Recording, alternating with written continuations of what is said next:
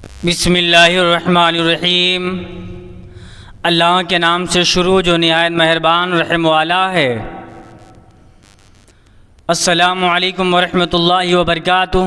محترم ناظرین، جمعے کی فضیلتوں کے بارے میں جانیں گے۔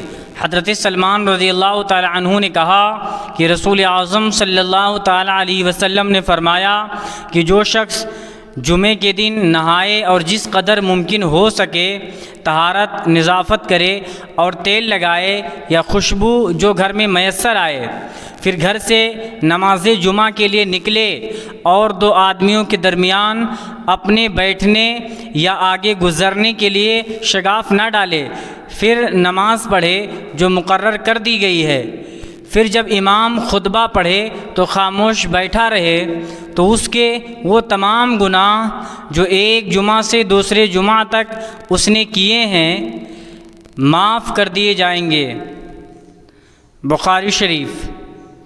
حضرت سمرہ بن جندب رضی اللہ تعالی عنہ نے کہا کہ رسول کریم صلی اللہ تعالی علیہ وسلم نے فرمایا کہ جس شخص نے بغیر کسی عذر شرعی کے جمعے کی نماز چھوڑ دی تو اسے چاہیے کہ 1 دینار صدقہ کرے، اگر اتنا ممکن نہ ہو تو آدھا دینار۔ ابو داؤد شریف۔ حضرت سمرہ بن جندب رضی اللہ تعالی عنہ نے کہا کہ رسول کریم صلی اللہ تعالی علیہ وسلم نے فرمایا کہ حاضر رہو خطبہ کے وقت اور امام سے قریب رہو، اس لیے کہ آدمی جس قدر دور رہے گا اسی قدر جنت میں پیچھے رہے گا، اگرچہ وہ جنت میں داخل ضرور ہوگا۔ ابو داؤد شریف۔ نماز جمعہ کے کچھ ضروری مسائل۔ جمعے کی جو اذان ثانی ہوتی ہے مقتدیوں کو اس کا جواب ہرگز نہ دینا چاہیے۔ فتاوی رضویہ۔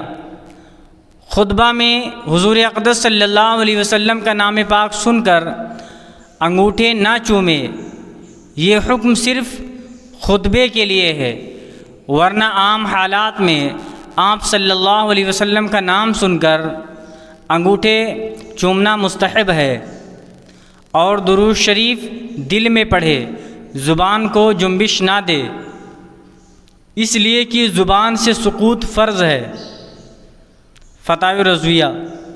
غیر عربی میں خطبہ پڑھنا یا عربی کے ساتھ دوسری زبان کو شامل کر لینا مکروہ ہے اور سنت متواترہ کے خلاف ہے۔ بہار شریعت۔ فتاوی رضویہ۔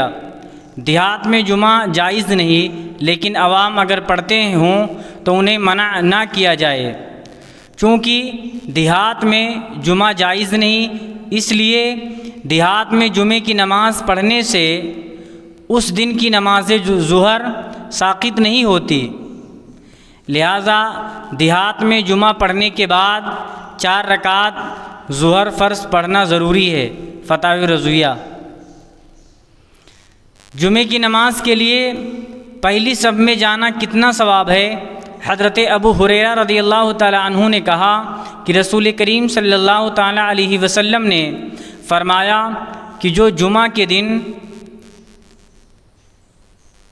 فرشتے مسجد کے دروازے پر کھڑے ہو کر مسجد میں آنے والوں کی حاضری لکھتے ہیں، جو لوگ پہلے آتے ہیں ان کو پہلے اور جو بعد میں آتے ہیں ان کو بعد میں، اور جو شخص جمعے کی نماز کو پہلے گیا اس کی مثال اس شخص کی طرح ہے جس نے مکہ شریف میں قربانی کے لیے اونٹ بھیجا، پھر جو دوسرے نمبر پر آیا اس کی مثال اس شخص کی سی ہے جس نے گائے بھیجی، پھر اس کے بعد آئے وہ اس شخص کے مانند ہے جس نے دمبا بھیجا، پھر جو اس کے بعد آئے وہ اس شخص کے مانند ہے جس نے مرغی بھیجی، اور اس کے بعد آئے وہ اس شخص کے مانند ہے جس نے انڈا۔ پھر جب امام صاحب خطبہ کے لیے اٹھتے ہیں تو فرشتے اپنے کاغذات لپیٹ لیتے ہیں اور خطبہ سننے میں مشغول ہو جاتے ہیں۔ بخاری و مسلم شریف۔ فقط السلام علیکم ورحمۃ اللہ